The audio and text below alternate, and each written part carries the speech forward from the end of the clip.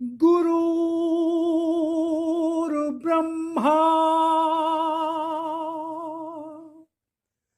गुरुर्विष्णु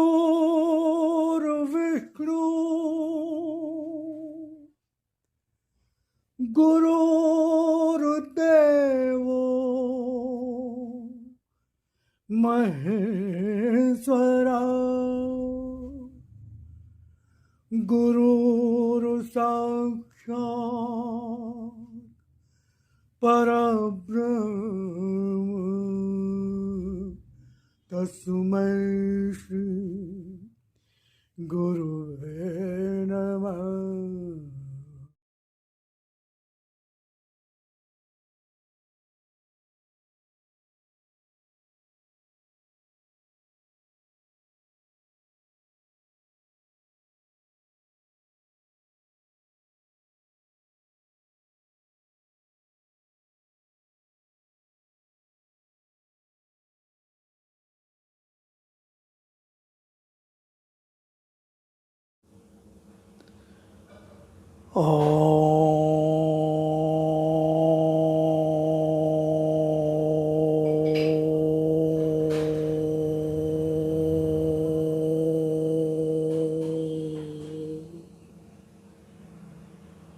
ॐ भूर्भुवः स्वः तत्सवितुर्वरेण्यं भर्गो देवस्य धीमहि धियो यो नः प्रचोदयात्। हे प्राण स्वरूप, दुख नाशक, सुख स्वरूप परमात्मा, मैं तेरे उस अनिर्वचनीय तेज का ध्यान करता हूँ जो आनंद देने वाला है। हे प्रभु, मेरी बुद्धि को, मेरे कर्मों को अपनी ओर ले चल। ओम ओम ओम। भगवान ने कहा, जन जन तक पहुँचो, जहाँ अंधकार है उस मन तक पहुँचो जहाँ मेरी पुकार है। इसी उद्देश्य की पूर्ति हेतु मैं इन वाणी की सामग्री को आपके समक्ष लाता रहा हूँ, लाता जा रहा हूँ, लाता रहूँगा। तो शुरू में मैं भगवान की वाणी का परिचय देता हूँ, जिसमें 2 से 3 मिनट लगते हैं।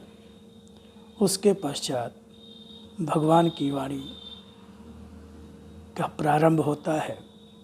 अगर आप बहुत व्यस्त हैं, समय नहीं है, तो मैं समय दे देता हूँ कि कहाँ से भगवान की वाणी का प्रारंभ होगा। तो समय का अभाव होने पर आप वहाँ से उसको सुन सकते हैं, अन्यथा मेरा तो निवेदन आग्रह होगा कि आप उसको पूरा ही सुने। ओम ओम ओम राम।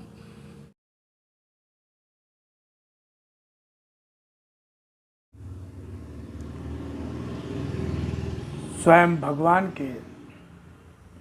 की वाणी और अपने लिप रूप दर्शन के संबंध में क्या कहा, पहले उसको सुने, फिर आगे भगवान की वाणी को और सुने। वाणी को समझो, उसके एक एक अक्षर में अर्थ भरा है। कोई भी शब्द, कोई भी अक्षर मात्र भाषा का खेल नहीं, यह शक्ति है। वाणी है मेरी, जिसका रूप साधारण नहीं, जिसकी प्रामाणिकता को तलाशने अन्य कहीं नहीं जाना होगा, फिर भी उसके अक्षरों में मेरी वाणी का विश्वास लेकर, उसके रूप में मेरी शक्ति के दर्शन का विश्वास लेकर ही डूब जाना होगा। तभी पहचान सकोगे मेरी, तभी पहचान पा सकोगे मेरी, तभी पहचान पा सकोगे मेरी। इसी तरह आज भी तुम्हारा आराध्य भगवान ने, जिस तरह से भगवान श्री राम, भगवान श्री कृष्ण आए और उन्होंने असत्य धर्म का नाश किया, जब प्रभु श्री राम आए तो रावण मारा गया, जब भगवान श्री कृष्ण आए तो कंस और उसके सारे संगी साथी मारे गए। इसी प्रकार भगवान कह रहे हैं, इसी तरह आज भी तुम्हारा आराध्य फिर आया है तुम्हारे सामने। इसका रूप आज है वही जो पहले भी और सदा से ही पिता के रूप में, भगवान के रूप में कहते और पुकारते रहे हो अपने कष्ट भरे क्षणों में। और इस रूप में भी दर्शन जो मेरा है उसका प्रयोजन भी वही है। लिप रूप में मेरी शक्ति का यह दर्शन किस तरह सारे युग का असत्य और धर्म समेटकर सत्य और धर्म का प्रतिष्ठापन करता, स्वयं ही देखना।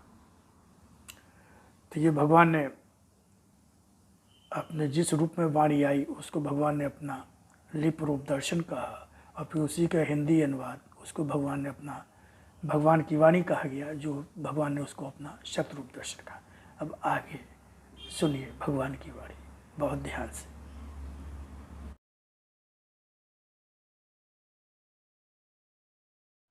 ओम शिवाय, ओम शिवाय। आदेश है ईश्वर का। भाग 40, अध्याय 309। जीवन की दिशा सत्य की हो। 14 अगस्त 1998।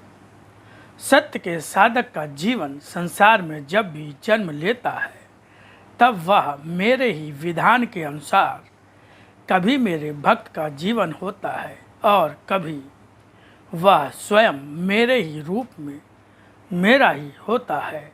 इस संसार को सत्य ज्ञान की दिशा देने के लिए जो धर्म के संस्थापन में मुख्य रूप से आवश्यक होता है, इस संसार को सत्य ज्ञान की दिशा देने के लिए जो धर्म के संस्थापन में मुख्य रूप से आवश्यक होता है, जब जब प्राणी जीवन की सही दिशा भूलकर भटकता है तब तब उसका जीवन स्वयं बहुत बड़े असत्य के घने अंधकार में खो जाता है, जहाँ से बाहर आ पाना लगभग उसके लिए असंभव ही हो जाता है। वही समय होता है कि उस अज्ञानता के गहन अंधकार में जब ढेर सारे आसुरी तत्व जमा हो जाते हैं तब परस्पर ही संघर्ष करते हैं, किंतु दुर्भाग्य तो विशेष रूप से उनका होता है जो केवल अपनी अज्ञानता के कारण स्वयं अपने ही मन और बुद्धि के अधिकार में चल देते हैं। उस ओर जहाँ भी वे अपनों को बढ़ते देखते हैं, जिस तरह माता पिता के पीछे बच्चा दौड़ता है, ऐसे भी कुछ होते हैं जो जब किसी का अनुकरण करते हैं तब वे कभी तो किसी माता पिता की संतान होते हैं, इसलिए उनके पीछे पीछे चल देते हैं, या फिर समाज के वे प्रतिष्ठित व्यक्ति सिखाते हैं इसलिए उनके पीछे पीछे चल देते हैं। यह संसार उनके लिए बड़ा ही कठिन होता है, जो इस संसार में रहना नहीं जानते, जो अधर्म और अकल्याण भी नहीं कर पाते, असत्य का आश्रय भी नहीं ले पाते, पर उनके पास वह सत्य और धर्म का ज्ञान भी नहीं होता जिसके द्वारा वे मुझे मेरे शक्तिशाली रूप को पहचान कर समझ सकें कि उनके लिए जहाँ संसार कठिन है वे अकेले नहीं हैं, उनके साथ भी मैं ही सदा रहता हूँ, पर वे मुझे नहीं आसपास के संसार को देखते हैं जहाँ उन्हें भयभीत करने वाली शक्तियाँ दिखती हैं और वे उनसे भयभीत होकर उनके पीछे चल देते हैं या फिर चिंता या भय से ग्रस्त बैठे रहते हैं। हर समय अपनी ही रक्षा करने के प्रयत्न करते हुए वे यह भी तो नहीं जानते कि जो अधर्म और अन्याय करता नहीं उसके जीवन का धर्म यह भी होता है कि वह अधर्म और असत्य सहता भी नहीं है। जीवन दिशा सत्य की है हर मनुष्य की, पर वह उस दिशा को पहचानता नहीं, इसलिए भटक जाता है। जब वह दिशा को नहीं जानता, मुझे भी नहीं जानता, मेरे शक्ति रूप के आश्रयदाता और भक्त वत्सल रूप को भी नहीं जानता, तब अपनी अज्ञानता और अपने मन की दुर्बलता के कारण ही मारा जाता है। अगर तुमने मुझे जाना है और असत्य से जीवन में दूर भी रहना चाहते हो, तब तुम्हारे लिए यह भी कठिन नहीं, बड़ा आसान होगा, विशेष रूप से उस समय जब मैं तुम्हारे साथ हूँ। मैं अपने निश्चल भक्त के साथ रहता हूँ, उस भक्त के जो भक्ति करता हो या न करता हो, पर पाप और असत का आचरण तो नहीं करता, जो संसार की आसुरी शक्तियों के द्वारा भी हर समय सताया जाता और त्रस्त रहता है। विश्वास रखो, संसार की समस्त आसुरी शक्तियाँ भी अगर मिलकर उसे तोड़ना चाहें तो तोड़ नहीं सकेंगी। असत्य से स्वयं को बचा कर रखो। धर्म पर यदि मन टिका हुआ हो तो धर्म पर ही मन टिकाए रखने की स्थिर मन के साथ रहने की चेष्टा करो। तुम्हारी मानसिक पराजय संसार में तुम्हें कहीं का भी नहीं छोड़ेगी। अतः इस मन पर वाणी का बंधन, मेरे नाम का बंधन बांधे रहो और उसे दृढ़ता के साथ जकड़े रहो। यह प्रयत्न तुम्हारा होगा, तुम्हारा हाथ मेरे हाथ में होगा। यह यात्रा कितनी भी लंबी और कष्ट की क्यों न दिखती हो, पर मेरे धर्म का पालन करने वाले के जीवन की पराजय कभी नहीं होती।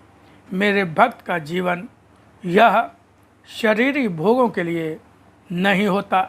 भोगों में डूबा मन धीरे धीरे असत्य में डूबता ही जाता है।